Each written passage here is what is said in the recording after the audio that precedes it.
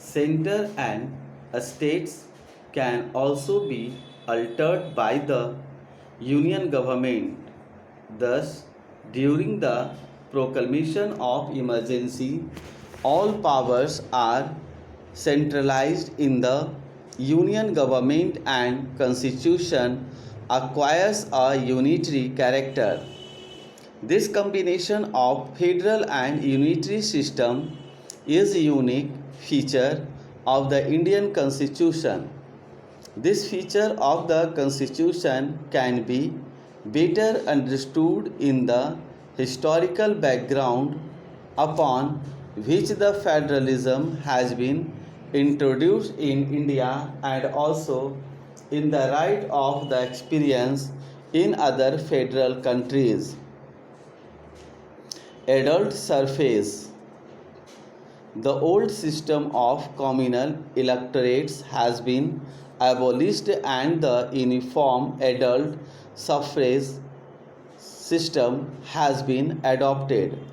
Under the Indian Constitution, every man and woman above 18 years of age has been given the right to select representatives for the legislature.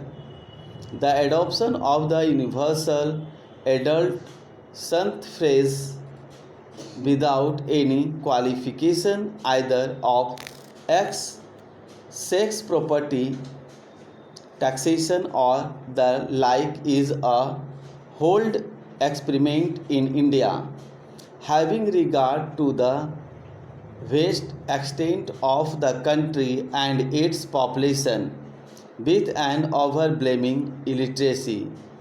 This surface is wider than all the democratic countries which have given right to vote to their people.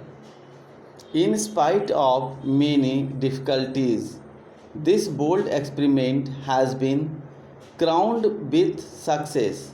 This is evident with the increased number of voters on the electoral rolls in the general elections.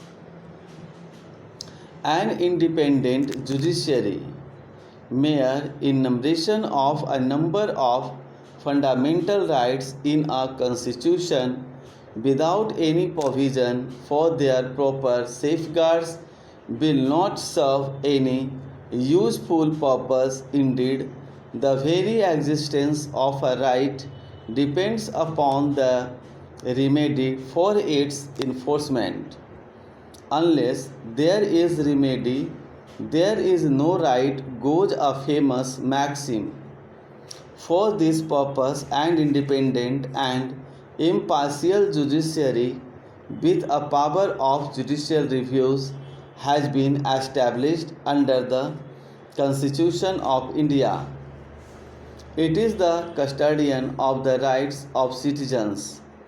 Besides, in a federal constitution, it plays another significant role of determining the limits of power of the center and states. A secular state a secular state has no religion of its own as recognized religion of a state. It treats all religions equally. The preamble declares the resolve of the people of India to secure to all its citizens liberty of belief, faith, and worship. Article 25 to 28 of the Constitution give concert shape to this concept of secularism. It guarantees to every person the freedom of conscience, conscience and the right of profess, practice and propagate religion.